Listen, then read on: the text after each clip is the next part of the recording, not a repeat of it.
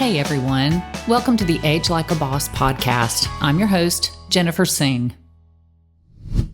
Hey there, it's Jennifer. Thanks so much for joining me today. I am not at home. I am so excited to be at the National Lifestyle Medicine Conference in Orlando. This is probably maybe the sixth one that I've been to in the past 8 years or so.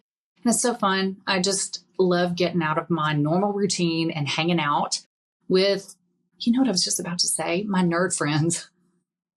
That doesn't sound right, but I will shamelessly be fangirling some of my academic idols and probably snapping selfies.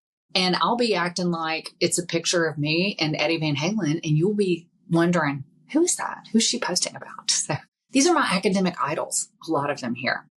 Thanks so much for joining. I was having so many thoughts on the plane on the way down here that I wanted to talk to you about this and make an episode about it. Working with people to try to help them not just lose weight, to be honest, change any major habit in your life. And again, you know, the most difficult person that I work with is the one in the mirror. Trying to change habits in my own life, it's grueling sometimes, right? And I frequently tell myself and my clients, the healthiest people on the planet in different cultures who are healthier than Americans, they don't get up every day and make decisions all day long. They just have a world where it's kind of easy to do the right thing. Setting ourselves up for that can be helpful. But one thing that I wanted to talk to you about today is mindsets that are hindering your behavior change. And specifically because it's most people's pain point, the thing that they want to change the most, the mindsets that are stopping you from doing the behaviors that you want to do and getting the results that you want. Now, before I was in life coaching, I just want to address this word mindsets. I had no idea what does that even mean? It just sounded like so much mumbo jumbo. I didn't know how to identify a mindset. I didn't know how to change it. Why should I care, right? Let me explain it like this. How about mindsets? I just want you to think of mindsets as a story that is playing over and over in your mind in the background, and you don't even realize it. It is this filter through which you see the world. It comes from your childhood, your upbringing, your culture, your spiritual practice, your religion. It comes from experiences that you've had in your life, but it can show up in ways that are frustrating to us, and we don't even realize the script or the story that's playing in the background. So what I'd love to walk you through today are 3 of the main mindsets or stories that I've experienced in my own life and that I've seen in patients and clients that are hindering you or roadblocking you from making more progress in your health journey. Then I want to show you how this is probably showing up in your life and give you some flip mindsets where you can notice when you're having the hindering mindset and you can stop yourself and go, stop it. I'm not thinking that anymore. I'm thinking like this now instead. Okay, you ready? Here we go. The first mindset I want to cover is the sort of life cycle of a diet mindset. Let me paint this out for you and see if this sounds familiar.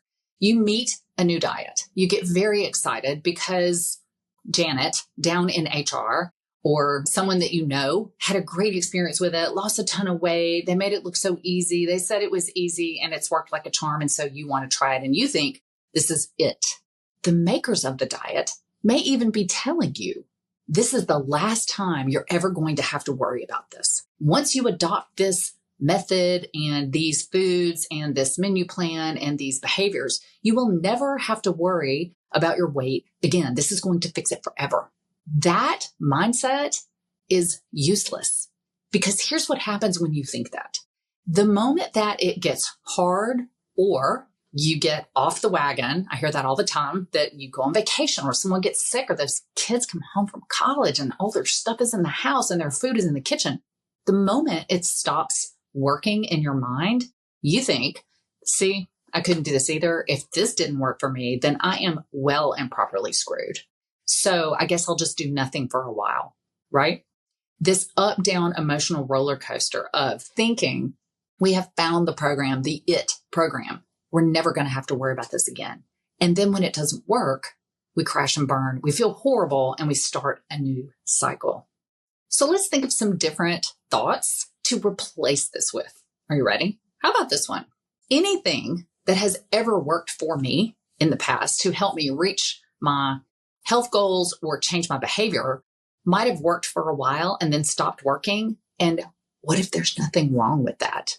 What if nothing has gone wrong here? What if, because life changes and I change and my hormones change and my brain changes and my household changes and maybe the city I live in changes and the grocery store and the job, life evolves a lot. But we get very stuck in this mindset that if this doesn't fix it forever, then I am broken beyond repair. New thought. What worked in the past may not work now, and that's okay. Things that didn't work in the past or that I hated in the past might work now, and that's cool. So this helps us with this attitude of curiosity and compassion for ourselves. Curiosity about, okay, well, it's time to change tools, but it doesn't mean that I'm broken. Okay, crummy mindset number 2. Crummy mindset number 2 is perfectionism. Now, you may think to yourself, no, Jennifer, I am not a perfectionist. In fact, I know that I'm not a perfectionist. If you could see my car, you would know that I'm not a perfectionist at all. Being a perfectionist in your health journey shows up like this. If I am not doing it 100% every single day, then I might as well do 0 because I'm not doing it. It's not working. See, I knew I couldn't do it. We hold ourselves to this incredible standard of behavior change, and it really doesn't acknowledge how human behavior really changes. It can be very sudden if the environment changes all of a sudden. If all of a sudden the most favorite thing that you like to eat or put in your coffee was simply not available anymore at the store, your behavior would change very quickly based on the environment, right?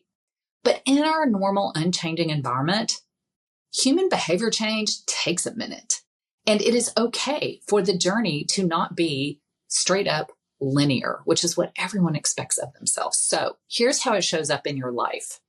One thing is what I call the I blew it, so screw it mentality. This is when you tell yourself you're going to do one thing and then you maybe don't do it to the standard, or you eat more than you said you would, or you said you weren't going to eat that and you went back and did. And then your brain goes, oh, well, might as well throw it out now. Just eat all the things. And then we'll start over Monday, tomorrow, January 1st, whatever, right? That's perfectionism. That is expecting yourself to change everything in your life on a dime. And this is usually not realistic for most of us. And it is so not the only path to success. Just a quick teaser. In the next several episodes, I'm going to be covering my multi-step menopausal metabolic makeover that has been going on for 9 months. 9 months of incorporating gradually new behaviors in, and it's not done. I'm not finished yet. So giving yourself a reasonable timeline is incredible. The goal should be to gradually do a little better every day, acknowledging that there's going to be some backslides. There's going to be unplanned, unwanted life that changes everything. And then you readjust and get back on. Okay, crummy mindset number 3. I should be able to do this, fill in the blank, whatever this is, lose weight, reverse my diabetes, get fit, go to the gym, without needing any fill in the blank, help, medication, a coach, a friend group, any kind of support whatsoever. And here's how this might show up in your life. Chronically putting off whatever the thing is that might actually get you to some success. So that might be, instead of just saying, okay, I'm going to take medications temporarily because I care about myself so deeply that I'm willing to use this tool.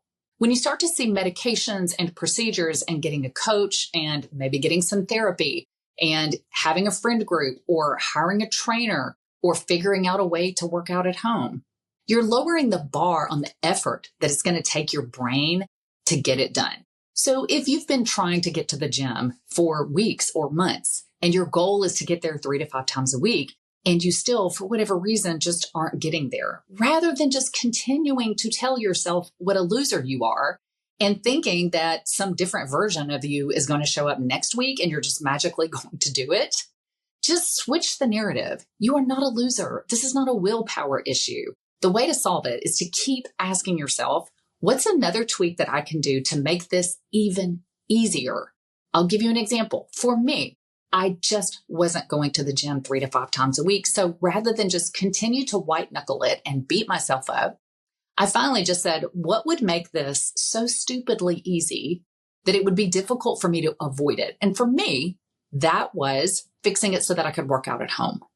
So flipping from, I should not need help, a coach, weights at home, or medications to accomplish better health goals can be flipped too. I would never deny someone that I love a tool to help them reach their health or mental or physical wellness goals. Why am I denying myself? So I hope that you have gotten some mindset shifts today. See you soon.